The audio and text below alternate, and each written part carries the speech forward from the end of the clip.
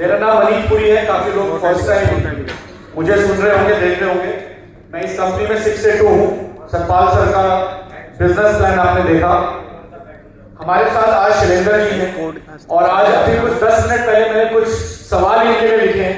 बहुत सारे नए लोगों में उत्सुकता होगी, क्यूरियोसिटी होगी, जिज्ञासा होगी कि एक पुलिस ऑफिसर और एक already multi millionaire self made second generation entrepreneur अपने फादर के बिजनेस में है, डबल इलेक्ट्रॉनिक्स इंजीनियर, तो इन्होंने कैसे यहाँ तक का सफर तय किया? क्या इनको प्रॉब्लम्स नहीं आई होंगी? क्या चैलेंजेस इनके रहे? तो मैं एक एक करके सुभाष जी और हम एक दूसरे को सहयोग देंगे और भवनीत और शैलेंद्र जी से कुछ सवाल पूछेंगे ताकि आपको एक क्लैरिटी मिल सके कि कैंगन बिजनेस को कैसे बिल्ड करना है और ये साधारण आम इंसान का बिजनेस है। तो मेरा पहला सवाल शैलेंद्र जी से है, जो कि अपने बारे में खुद बताएंगे कि क्या करते हैं। शैलेंद्र जी, आपने कैंगन बिजनेस क्यों शुरू किया?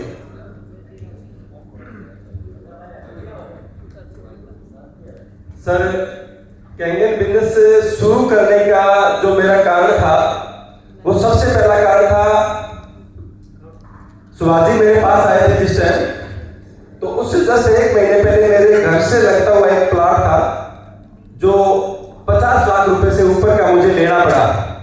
और उसको लेने के लिए जो मेरे पास जितनी भी जमा पूंजी थी, 1-2 लाख होते हैं कि गवर्नमेंट एम्प्लॉय के पास कितने होते हैं वो लग के, मेरे रिश्तेदारों से, मेरे दोस्तों से जितना भी मैं उधार ले सकता था मैंने लिया। मेरी पत्नी ने भी मुझे शौक किया, उसके गहने थे वो मुझे दिए कि प्लाट ले लीजिए, गहने तो फिर से भी ले सकते हैं। और उसके बाद में भी मुझे 50 लाख का HDFC से लोन लेना पड़ा। उस टाइम मेरी 65,000 रुपए खाते में जमा होते थे सैलरी कट बढ़ के, और 50,000 रुपए की EMI जा रही थी। तो 15,000 में सर्वाइव करना बहुत मुश्किल था। 2 बच्चों की पढ़ाई, जिसमें से एक बच्चा मेरा बाहर पढ़ता था, तो सोचिए कि घर का खर्चा प्लस पढ़ाई चलाना कितना मुश्किल था। सुभाष जी आए मेरे पास, तो उन्होंने कहा कि ये शुरू करते हैं अपने बिजनेस के तौर पे।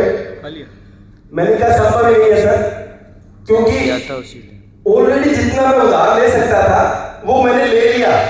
3 लाख और कहां से जुगाड़ करूं, मेरे दिमाग ये काम नहीं कर रहा है। तो सुभाष जी ने कहा कांटे को निकालने के लिए दूसरा कांटा चुभाना पड़ता है, और जब दूसरा कांटा चुभ के पहले वाला कांटा निकलेगा तो दर्द भी खत्म हो जाएगा। इस बिजनेस से हम पैसा कमा सकते हैं। 1 घंटे 2 घंटे तक हमारी डिस्कशन चली, लेकिन उसके बाद में कोई नतीजा नहीं निकला। हम अपने अपने काम पे चले गए। रात को सुभाष जी ने एक मैसेज डाला मेरे व्हाट्सएप पे कि ये जो 50 लाख का लोन है, ये आप 20 साल में उतारना चाहते हो या फिर 2 साल में? मुझे उस रात नींद नहीं आई थी, क्योंकि ये मुझे पता था कि ये 2 साल में उतर सकता है, और ये मेरा कारण था। और उसी का आज रिजल्ट देखिए तो मेरे जनवरी महीने का जो मैंने आपको बता दिया कि मेरे 24 महीनों की सैलरी के जितनी इनकम 1 महीने की एनर्जी ने मुझे दी है। तो आप अंदाजा लगा सकते हो कि ऐसा हो सकता है कि ये मेरा पहला कारण था। सेम क्वेश्चन है जो सर ने किया, ये आपने क्यों किया? क्योंकि जैसा कि अभी मैंने सुना कि आपका बैकग्राउंड बहुत सॉलिड है, ठीक है। आमतौर पे ये होता है कि यहाँ पे जितने साथी बैठे हैं, किसी और की बात नहीं करूँगा भाई, हेलो, ये साउंड क्यों आ रही है?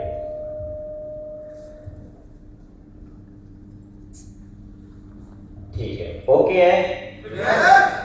तो आमतौर पे अगर मैं मेरी भी बात करूं तो मैं सच कह रहा हूं कि शायद इतना बड़ा बैकग्राउंड मेरा होता तो शायद मैं कैंगन में पानी जरूर पी रहा होता, क्योंकि मशीन लेने योग्य है तो मशीन तो मेरे घर पे होती, पर शायद मैं बिजनेस नहीं कर रहा होता।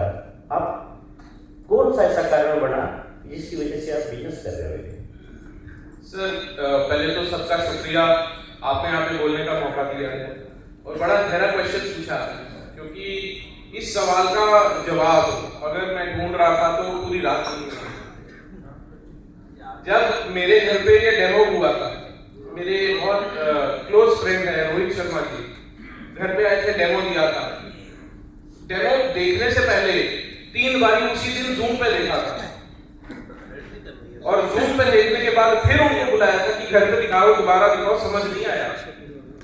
तो जब ये मशीन का डेमो मेरे घर पे हुआ था, तब लगभग जून चल रहा था 2021 का, और 2 लॉकडाउन देखे थे, और मैंने कुछ ऐसी सिचुएशंस देखी थी उस दौरान कि मुझे समझ आ गया कि कुछ तो करना पड़ेगा। कहते हैं मजबूरियां किसके पास नहीं होती। किसी के पास 50,000 की ईएमआई है, किसी के पास लाख रुपए का कर्जा है, किसी को 10 लाख रुपए लेने हैं, किसी को रोज हर महीने लाख 2 लाख की ईएमआई निकालनी है। ऐसे बहुत लोग होंगे और जितना बड़ा आप सब्जबाग देख रहे हैं उतने ही कांटे भी मिलेंगे। तो ऐसे सब्जबाग हमने देखे थे, हमने बनाए, अपने बिजनेसेस में खड़े करके बनाए। फादर का लॉजिस्टिक्स का बिजनेस था, ट्रांसपोर्टेशन का बिजनेस था, ट्रक्स चलते थे। मैंने उन्हें 2019 में ज्वाइन किया, एक और कंपनी बनाई, उसी के बराबर एक कंपनी बना दी जो 46 साल में बनी थी। लेकिन 2 नतीजे देखे हमने। पहला कि कुछ बिजनेस में राइट और कुछ रॉन्ग डिसीजंस होंगे, इसका आप गारंटी नहीं ले सकते कि आप जिंदगी में कोई भी डिसीजन लेंगे वो राइट ही होगा। एम आई राइट? तो कुछ गलत डिसीजन भी होते हैं। और जून 2021 आते आते 10 लाख रुपए की महीने की ईएमआई दे रहा है। 10 लाख रुपए ईएमआई हर महीने आपको निकालनी हो, आप चाहे कोई जॉब में हो, कोई बिजनेस में हो, आपकी रातों की नींद उड़ जाएगी। तो जब ईएमआई निकालते थे ना, हम देखते थे 7, 8, 10 लाख रुपए एक महीने में बड़ी मुश्किल से कमा के रखते थे और वो जीरो हो जाता। तो देखते थे हम जी किसके लिए रहे, एक बैंक को पैसा देने के लिए जी रहे हैं। तो जब रोहित जी ने डेमो दिखाया था तो एक चीज तो समझ आ गई थी कि दोस्त अगर ईएमआई घटानी चाहता है ना, तो या तो खर्चे खत्म कर दे अपने, या तो जो चीजें बनाना चाह रहा है वो बनानी बंद कर दे, या एक इनकम सोर्स ऐड कर दे। एक आसान रास्ता है, या तो बाल्टी का छेद बंद कर दो या उसका पानी का फ्लो बढ़ा दो। एम आई राइट? तो मैंने फ्लो बढ़ाने पे विश्वास करता हूं, क्योंकि ऊपर वाले ने 2 मजबूत औजार दिए हमें, 2 हाथ दिए हैं, इसका इस्तेमाल नहीं किया तो फिर मर गए तो फायदा क्या हुआ? जितनी देर पड़े रहेंगे ये डेड होते रहेंगे। तो हमने कहा ये मजबूरी नहीं है, ये मौका है कि ये ईएमआई 10 लाख रुपए की कैंगन बिजनेस भी दे सकता है।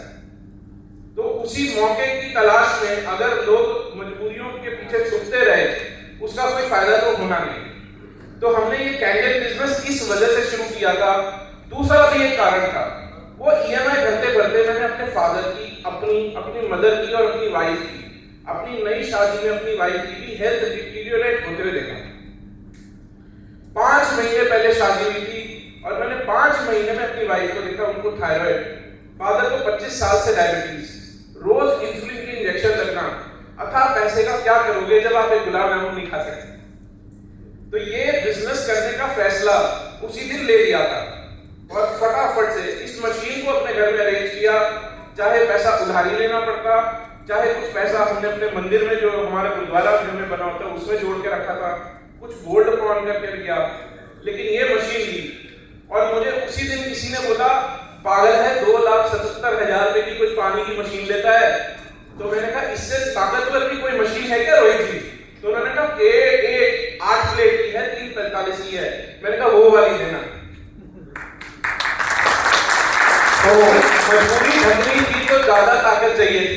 मनीष भाई एक बात समझ में आ रही है, जो बड़े बिजनेसमैन होते हैं ना उनके लिए बता रहा हूँ कि उनके पास हर महीना पैसा तो खूब आता है घर में, मगर मेरे को लगता है कि वो कंफ्यूज रहते हैं कि ये पैसा मेरा है या बैंक का है। अभी सुभाष भाई मैं मेरा किसको है? पवन जी बैठे हैं यहाँ पे, अल्ट्राटेक सीमेंट के जनरल मैनेजर, रिटायर्ड, अच्छी पोजीशन से हैं। उनके साथ एक प्रेजेंटेशन कनेक्ट करने के माली सर ने, तो उनका प्लास्टिक का पॉलीमर्स का बिजनेस, बड़ी फैक्ट्री। तो उन्होंने मुझे एक बात बताई कि यहाँ पे जो मैं बैठा हूँ, मेरा 2.5 रुपया मतलब 2.5 करोड़ रुपया मार्केट में है, जो मुझे मिलेगा नहीं मिलेगा ये नहीं पता।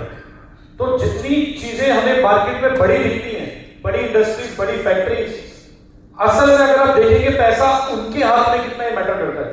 जैसे बबली जी ने बताया, इनका खुद का 8 से 10 करोड़ का ऑफिस है जहां से इसके लॉजिस्टिक्स चलता है। 10 लाख की ईएमआई देने के बाद प्रॉफिट शुरू होता है। और कई बार तो हो सकता है कि बिजनेस अप हो या डाउन हो, लेकिन बैंक के पास 10 लाख जाना ही जाना है। और कैंगन के अंदर इन्होंने जो भी कमाया है, व्हाटएवर अमाउंट ही हैज, इन्होंने किसको दिया इनसे पूछिए। 0 एक्सपेंस में ये बिजनेस चलता है। ज्यादा से ज्यादा आपकी गाड़ी का तेल, कॉफी में बैठना, नॉर्मल खर्चों में आप करोड़ों रुपए यहां बना लेते हैं। मेरा एक सवाल है शैलेंद्र जी से, क्योंकि आप पुलिस में रहे, अभी भी ड्यूटी दे रहे हैं।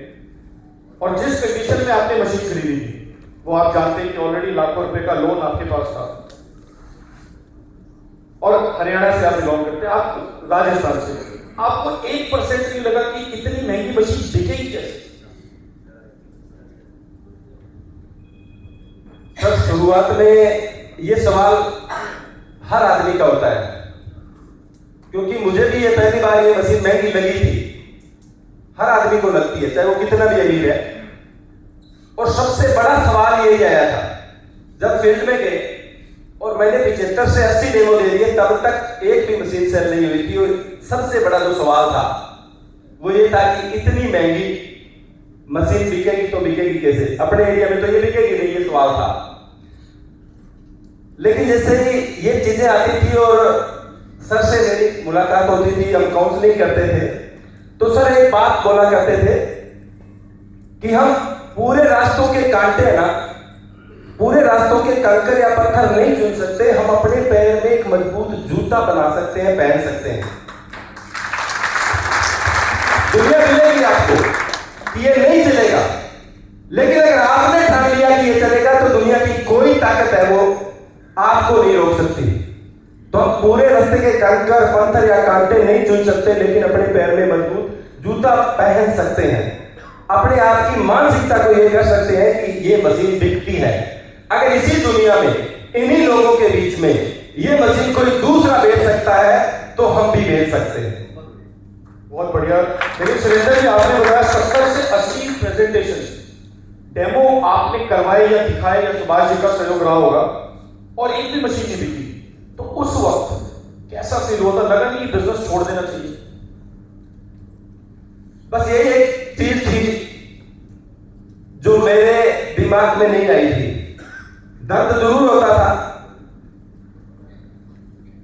दर्द हमेशा उस आदमी को होता है जो मेहनत करता है और रिजल्ट नहीं आता। लेकिन मैंने जो सबसे बढ़िया काम किया उस टाइम, मैंने जो चीज की वो की कि मैं हर रोज सुबह जूम पे आने लगा, जूम मीटिंग पे। क्योंकि अगर अपने आप को हम माहौल में रखते हैं, सुना है सर कि एक हवाई जहाज है वो जब तक रडार के संपर्क में रहता है ना तब तक वो सुरक्षित रहता है। और हम भी अगर जूम के संपर्क में रहें तो जो नेगेटिविटी अपने अंदर आती है वो नेगेटिविटी निकल के उसकी जगह पॉजिटिविटी ले लेती है। क्यों? क्योंकि एक दिन जब ये मैं सुन रहा था तो मैंने रोहित सर को सुना, और रोहित सर को सुना तो रोहित सर ने जो बताया कि मेरी 1 या 1.5 साल तक एक भी मशीन नहीं बिकी थी। राइट। तो मैंने सोचा बच्चे कुछ भी नहीं है, तेरा तो 3 ही महीने हुए अभी तक, तेरे तो कोई भी दर्द नहीं है अभी तक। दूसरी चीज, उस टाइम मैंने किताबें पढ़ी सर, क्योंकि किताबें जब भी आप पढ़ते हैं तो राइटर की एक स्टोरी होती है, और हमारी जितने भी आज तक के कामयाब लोग हैं उनकी स्टोरी ऐसी ही होती है कि शुरुआत में उनका कुछ नहीं बढ़ता। मतलब अगर मैं इनकी बातों को थोड़ा सा समराइज करूं तो सुभाष जी ने प्रॉब्लम्स के अंदर ये नहीं सोचा, शैलेंद्र जी ने, कि मुझे बिजनेस छोड़ना चाहिए, बल्कि इन्होंने अपनी काबिलियत पे काम किया, ट्रेनिंग्स ली, बुक्स पढ़ी कि कहीं ना कहीं गलती मेरी हो सकती है, धंधा तो चलेगा, अपने आप को बढ़ाने के बारे में सोचा। ज्यादातर लोग बिजनेस को क्विट कर जाते हैं, अपनी काबिलियत को नहीं बढ़ाते। एक और है इसमें कि एक इंसिडेंट और हुआ था उस बीच में, जब 3 महीने कंटिन्यू मशीन नहीं बिकी थी। एक और बता दें, लगभग कितना 18 लोगों का ग्रुप था उस टाइम। 18 कितनी मशीनें बिक चुकी थी उस टाइम? शुरुआत के 3 महीने मेरी मशीनें नहीं बिकी थी, लेकिन उसके बाद में मेरी 17 मशीनें 1.5 महीने में बिकी। एक इंसिडेंट है, देखिए कि सीखने के लिए क्या है, आप नोट कीजिए। जब आपकी 17 मशीनें बिक चुकी थी उस टाइम बीच में 2 या 3 महीने 3 महीने की छुट्टी, 3 महीने की इन्होंने छुट्टी ली थी। और छुट्टी लेने के बाद कि अब तो मेरी 17 बिक चुकी है और मैं छुट्टी लेके लगूंगा तो मैं इन 3 महीनों में हाईवे बन के निकलूंगा। हम लोगों की ये चर्चा हुई थी आपस में। आप सोचिए, बिना छुट्टी लिए 17, अगले 3 महीने इन्होंने छुट्टी ली, उन 3 महीनों में 0 सेल हुई। उन 3 महीनों में आपने क्या किया जब सेल नहीं हुई थी? देखिए सर, जो 3 महीने मेरे थे और मैंने छुट्टी बिजनेस की, 17 मशीनें बिकी तो मुझे लगा चल गया बिजनेस, और और अभी और करना चाहिए, तो मैंने 3 महीने की छुट्टी ली, और छुट्टी लेने के बाद में छुट्टी बिजनेस करने के लिए ली थी, रेस्ट करने के लिए नहीं ली थी। उस दौरान यही दिल्ली में ही अपना प्रोग्राम था 6 और 7 जनवरी 2024 को। तो वहां पे मैं 17 लोगों को लेके बैठा था उस प्रोग्राम में, 17 लोगों को लेके बैठा। तो उस दौरान मेरा खर्चा हुआ, टोटल की टिकट मैंने दी थी उस टाइम, क्योंकि कोई नया आदमी आता है तो उसको विजन नहीं होता। टोटल कलेक्शन मैंने की थी, मैंने एक बस किराए की जिसका 34,000 का किराया था, और 2,000 उसका वैल्यू का खर्चा था, 1,000 होटल का था, रात को हम रुके थे वहां पे, तो वो खर्चा लगा। प्लस उसके बाद में उन 3 महीनों में मैंने हर रोज इतने डेमो दिए कि आप सोच नहीं सकते कि मैं उस 90 दिन में 10 या 20 दिन घर रुका हूं, इससे ज्यादा नहीं रुका। 70 दिन मेरी स्टे घर से बाहर थी, और पर डे मैंने कम से कम 4 या 5 लोगों को टच किया था, डेमो दिया था। लेकिन उस दौरान भी एक भी मशीन नहीं बिकी, जबकि मेरा खर्चा 1.25 लाख से ज्यादा हो चुका था।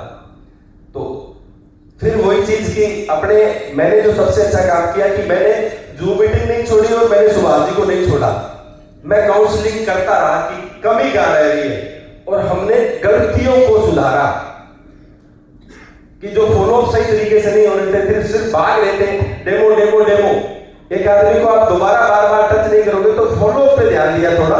तो उसके बाद में मार्च के महीने में मेरी 3 महीने के बाद में 28 दिसंबर 2023 से के बाद में 25 मार्च को मेरी पहली मशीन 17 के बाद में बिकी थी। लेकिन अप्रैल के बाद में कोई ऐसा महीना नहीं गया जो मेरा 10 से कम गया हो, कभी भी नहीं गया। लेकिन एक काम और इसमें कम सिलेंडर जोड़ हुआ था कि जैसे जैसे महीना बीता था, पहले महीने सेल नहीं आई थी, सेकंड लग गया था, सेकंड में जब सेल नहीं गई थर्ड लग गया था। तो जो पहले दिन डेमो दिखाए थे और जब 3 महीने बाद डेमो दिखाए थे, उस संख्या में फर्क आया था।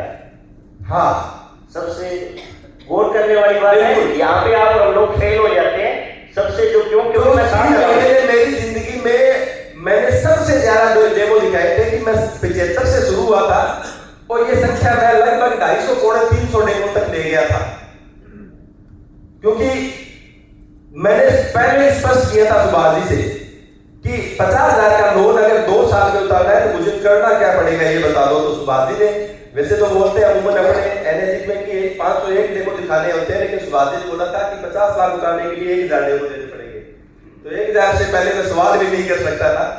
मेरा एक ही काम था कि मैंने 1,000 डेमो कंप्लीट कर लिया। मेरा फोकस उधर था, मशीनें अपने आप ही गई। एक मैं स्टोरी अगर आपको रिलेट करवाना चाहूंगा कि जो मैंने काम किया, एक आदमी था जिसका इतिहास का पेपर था, तो उसने कोई खास उसकी ऐसी तैयारी भी नहीं थी, और कोई खास आदमी भी वो नहीं था।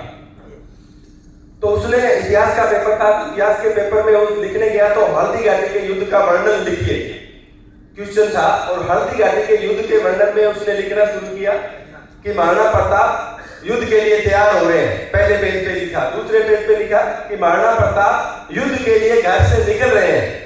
तीसरे पेज पे उसने लिखा, हेडलाइन लिख के और उसके नीचे थोड़ा बहुत लिखे। इस तरीके से 7-8 पेजों पे उसने समराइज करके और नीचे कुछ लिखा। उसके बाद में जो एग्जामिनर था उसने देखा कि क्या लिख रहा है यार, बड़ा शानदार लिख रहा है। तो बार बार ये इतना देखने की जरूरत का है, क्योंकि वो जो बंदा था उसने लगभग 15 सप्लीमेंट्री कॉपी ली थी उस एग्जाम में। तो इतनी सभी कौन चेक करेगा? तो उसने आखिरी पेज पे देख लेते हैं, तो आखिरी पेज पे जो लिखा हुआ था कि महाराणा प्रताप युद्ध जीत के वापस आ रहे हैं, गाजे बाजे ढोल लगाने के पे। तो उसके ऊपर जो एक चीज दिया गया 100 आउट ऑफ 100। एग्जामिनर ने उसके 100 में 100 एग्जाम दिए, क्योंकि नंबर दिए। क्यों?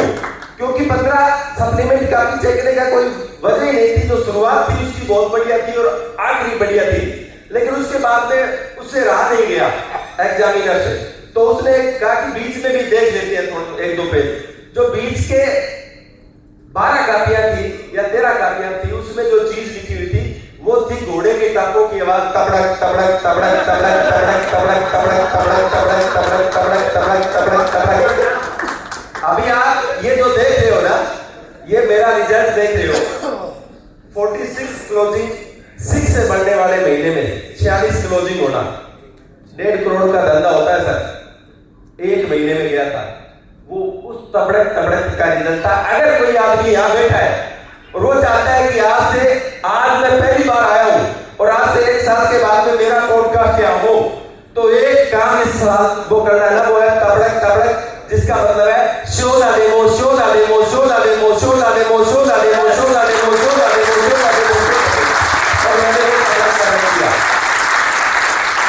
क्योंकि आदमी नेगेटिव तब होता है जब वो कुछ नहीं करता है। अगर आप कुछ करते हो तो आदमी नेगेटिव नहीं होता। अगर आप कुछ करके आते हो ना तो महसूस नहीं होता, ज्वाइनिंग आए नहीं आए, क्लोजिंग हो नहीं हो, कोई मतलब नहीं रहता। आपको शाम को ये संतोष होना चाहिए कि मैंने कुछ किया है। एक सवाल है मेरा प्रवीण से। शैलेंद्र जी के पास एक बहुत बड़ा ड्रीम था या एक बहुत बड़ा रीजन था कि इनको 50 लाख रुपए बैंक के देने, तो इनको जो प्रॉब्लम्स आई इनकी प्रॉब्लम्स की इन्होंने अपनी ताकत बना ली, अपनी वीकनेस को ही अपना एक रीजन बना ली कि नहीं मुझे तो करना है। आपको जो प्रॉब्लम्स आती है, जब लोग मशीन नहीं लेते, इतने डेमोस करते हो, करोड़ों के घर में रहते हो, करोड़ों रुपए का बिजनेस है, ब्रेड बटर की टेंशन नहीं है, लगता नहीं अब छोड़ देना चाहिए, किस चीज के लिए भागें? इसमें एक बीच में मैं भी क्वेश्चन ऐड कर दूं, इसका तो जवाब देना ही आपने। मेरे विचार से आपकी क्योंकि एज ज़्यादा नहीं है, तो शादी मशीन लेने के जस्ट बाद हुई थी या पहले हुई थी? क्या जस्ट पहले हुई थी, 5 महीने। तो उस दौरान तो और भी ज़्यादा आशाएं बढ़ जाती है, प्रोक्रोन कंधों पे वजन ज़्यादा आ जाता है, ठीक है। तो आपके परिवार ने रोका नहीं आपको? क्योंकि जिसका फैमिली बैकग्राउंड हो, कोई बिजनेस हो, और अचानक अगर वो बच्चा इस प्रकार से कहीं हाथ डाले तो अक्सर परिवार वाले और तो छोड़ो उसके फादर ही रोक देंगे। तो इसको भी साथ में लेना आप थोड़ा सा। सर मैं बाय प्रोफेशन, अगर मैं बोलूँ बाय एजुकेशन में इलेक्ट्रिकल इलेक्ट्रॉनिक्स इंजीनियर था। हमेशा से स्कूल में, कॉलेज में ब्राइट स्टूडेंट रहा, तो सबने कहा ये बच्चा बहुत ब्राइट है, कुछ बड़ा करेगा। तो मैं जब कॉलेज के बाद नौकरी के लिए गया तो उसने कहा, मेरी कीमत लगाई 30 से 35 हजार रुपये महीना। मैंने कहा इसमें तो गुजारा नहीं होगा, ये कोई बड़ा बात थोड़ी है, इससे ज्यादा तो सामने चाय का ठेले वाला कमा रहा है। फिर मैं गया, मैंने कहा अपना बिजनेस खोलेंगे, कुछ ऐसा करेंगे कि पहले मैं फादर के बिजनेस में गया तो लोगों ने एक चीज बोली, भाई हाँ तू कर सकता है, तेरे तो फादर के पास बिजनेस है। वो मेरे को बड़ी आत्मसम्मान पे बात लगी थी। मैंने कहा मैं कर सकता हूँ क्योंकि मेरे फादर के पास बिजनेस है, ये तो कोई मतलब नहीं, ये कोई बड़ा काम नहीं होगा। अपना बिजनेस खोल के देखा तो उसमें उधारी, उसमें सरदर्दी, जैसे मेरे फादर बीमार हो रहे थे वैसे मैं भी बीमार होने की राह पे चल पड़ा, क्योंकि स्ट्रेस एक इतना बड़ा फैक्टर है, वो जुड़ जाता है। तो मैंने कहा अगर शरीर ही नहीं रहेगा तो फिर बड़ा काम तो कभी नहीं हो सकेगा। पहली बार ये शख्स आया था घर में, उसने कहा था मैटर ही नहीं करता तेरी स्किल क्या है, तू कुछ बड़ा करेगा, ये मैं तेरे को लिख के दे सकता हूँ और तेरे साथ चलूंगा, तेरे साथ खड़ा होऊंगा। तो वो एक आत्मविश्वास पहली बार ही जागा था कि ये एक रास्ता है जहां पे मैं किसी की जिंदगी भी बदल सकूंगा जो कुछ बड़ा कर सकेगा। और बड़ा इंसान वही है जिसने कुछ बड़े काम करे नहीं है, वो नहीं जिसने लोगों को भी मौका दिया है कुछ बड़ा बनने का।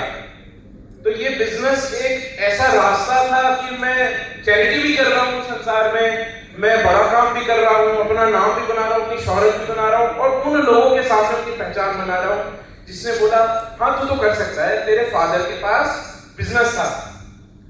तो मेरे को किसी ने पहली बार ये बोला कि ये मशीन बिकती है क्या, पागल है क्या, 2-3 लाख रुपए की मशीन कौन लेता है। तो आज इसको बताना चाहूंगा 177 बारी गलत साबित कर चुका हूं तुम्हें और रोज करता रहूंगा। और सर दूसरी, आपने मनीष जी एक सवाल पूछा है कि क्यों नहीं छोड़ा, क्योंकि मैंने कभी इस काम को बोझ या मुसीबत समझा ही नहीं। हम इंजॉय करने के लिए पैदा हुए हैं, मानते हैं कि नहीं मानते हैं? तो इंजॉय करने के लिए पैदा हुए तो इंजॉय कीजिए ना। मैं अपनी वाइफ से पूछा था तेरे को सबसे ज्यादा क्या चीज में खुशी मिलती है, तो उसने बड़ी छोटी सी दिमागी कहती मेरे को ना एक छोटी सी 5-10 रुपए की चॉकलेट होती है, वो बड़ी पसंद है। तो जिस दिन जाता था डेमो करते थे, सेल नहीं आती थी, मैं चुपचाप मैंने कहा इनके सवालों के जवाब कौन सुनेगा। तो मैं रोज 5 रुपए की एक चॉकलेट ले जाता था, ये ले आज सवाल मत पूछियो, जिस दिन सेल होगी उस दिन पार्टी भी करेंगे। बहुत बढ़िया। तो मेरा एक शैलेंद्र जी से सवाल है, सर आपकी ड्यूटी को कितना साल हो चुके हैं? पुलिस की ड्यूटी करते हुए कितने साल हो चुके? 3 फरवरी 97 की मेरी पोस्टिंग है सर। 28 साल और 1 महीना, और आज 15 तारीख है तो 12 दिन हो गए। बहुत ही मानसिक सवाल पूछना चाहूंगा, अगर इजाजत है तो, और आप बता पाए तो। इस 28 साल की नौकरी में अभी तक अगर हम देखें तो मंथली तनख्वाह एक सब इंस्पेक्टर है, हेड कांस्टेबल है, तो कितनी तनख्वाह एक हेड कांस्टेबल की होती होगी 28 साल की ड्यूटी के बाद? अभी 1 लाख के करीब 2-1 हजार रुपए का, मैं तो 1 लाख मान लीजिए आप। लेकिन जो मैंने आपको बताया, एक गवर्नमेंट एम्प्लॉय की जिंदगी को 1 महीने को 4 भागों में बड़े। कितने गवर्नमेंट एम्प्लॉय है जी, एक बार आप बताएंगे? अगर आप मुझे यहां से बाहर निकलने के बाद पीटे नहीं तो मैं एक राज खोल देता हूं। जितने भी गवर्नमेंट एम्प्लॉय होते हैं, दुनिया की नजर में क्या लगता है कि वो राजा है, लेकिन अंदर के हालात क्या होते हैं मैं आपको बता दूं कि उसके 1 महीने को बड़े अच्छे तरीके से 4 भागों में बांटा जा सकता है।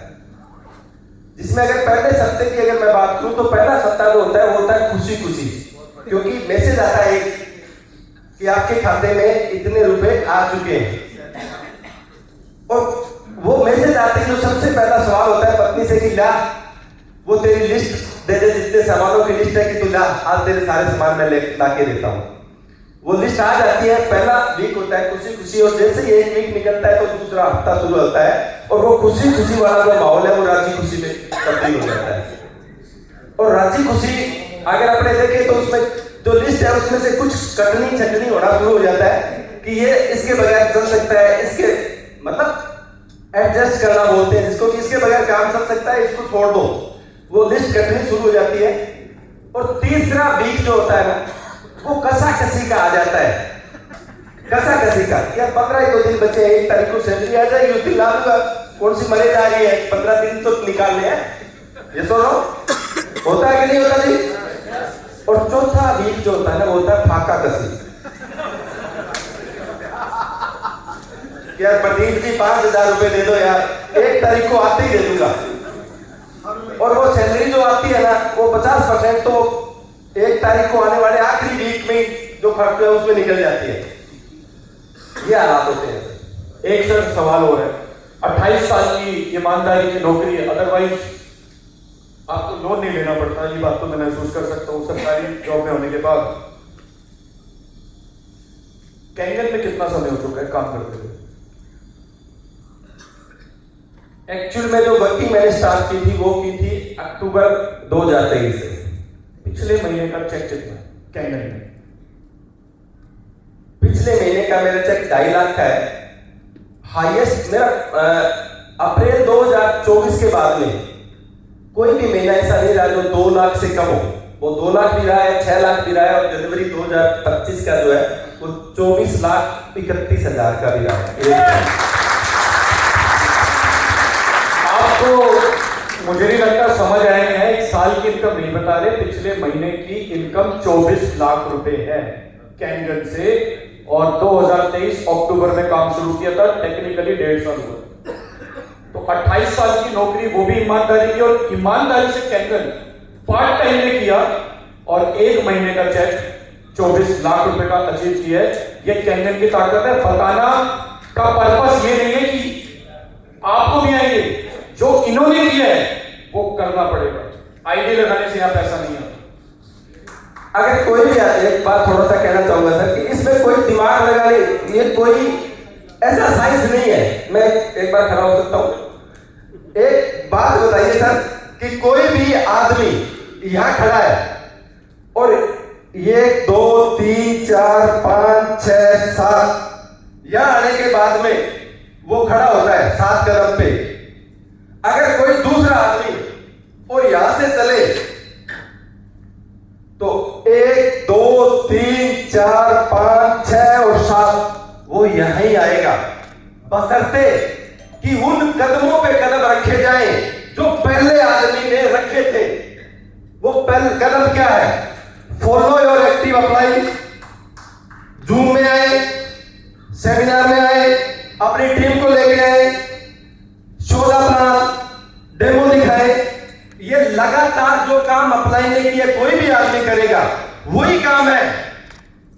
अगर जो कर लेगा वो यहां पहुंचेगा, अगर कोई नहीं करेगा तो कोई दुनिया की ताकत अपने आप उसको लेके नहीं जाएगी, करना पड़ेगा। बहुत बढ़िया। एक दो सवाल और हैं, उसके बाद हम लंच की ओर प्रस्थान करेंगे। मैं भवनीत से पूछना चाहूंगा कि आपका कैंगन में ड्रीम क्या है? एक सपना होता है ना कुछ अचीव करने का, या what is your dream in Kangen business?